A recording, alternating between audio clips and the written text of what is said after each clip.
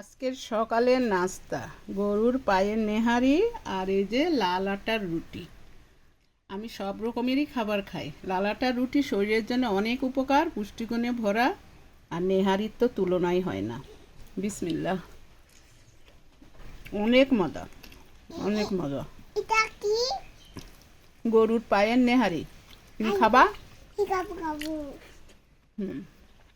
তুবা খাবে আমার সঙ্গে। ছোট মানুষ, অল্প করে দিতে হবে। বিসমিল্লাহ। তোমার মজা লাগছে?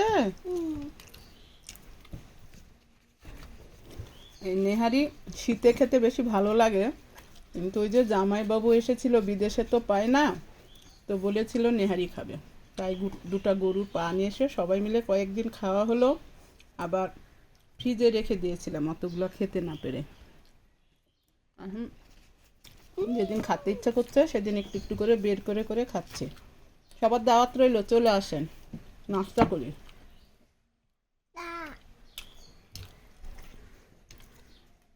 আপনারা কে কে গরুর পায়ের নেহারি বা খাসির পায়ের নেহারি খান অবশ্যই জানাবেন। যাদের হাত পায়ে একটু শক্তি কম থাকে, ক্যালসিয়ামের অভাব থাকে, এইসব খেলে অনেক উপকার হয়।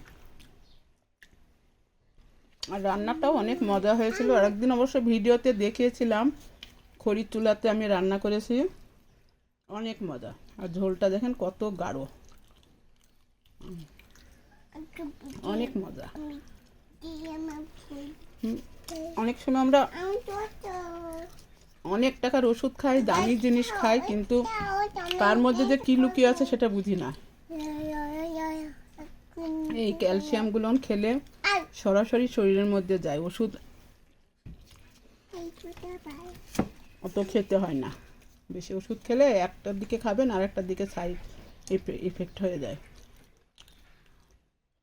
আমি গাছপাতা এইসব খেয়েই থাকি ভালো, আল্লাহর রহমতে সুস্থ আছি।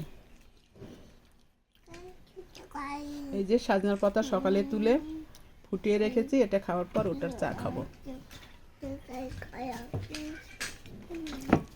যত ওষুধ কম খাবেন ততই শরীরের জন্য ভালো। আর আমি একটু হোমিও ওষুধই বেশি বিশ্বাস করি। আর বিশ্বাসের উপর সব কিছু। আপনি যদি বিশেষ করে একটা ঝাড়ফুঁও করে নেন তবুও সেটা কাজে লাগে। বিশ্বাস না থাকলে কিছুই হয় না। এই যে দুটা রুটি খাওয়া হয়েই গেল, অনেক মজা। তো সবাই ভালো থাকবেন, সুস্থ থাকবেন, নিজের শরীরের সবাই খেয়াল রাখবেন, কারণ শরীরটা আপনাকেই ভালো রাখতে হবে। আর ভালো ভালো খাবারে যে শুধু পুষ্টি থাকে তা না, অনেক দেশি জিনিসের মধ্যেও অনেক পুষ্টি। আমরা বুঝে সুঝে খাবো, বুঝে সুঝে চলবো।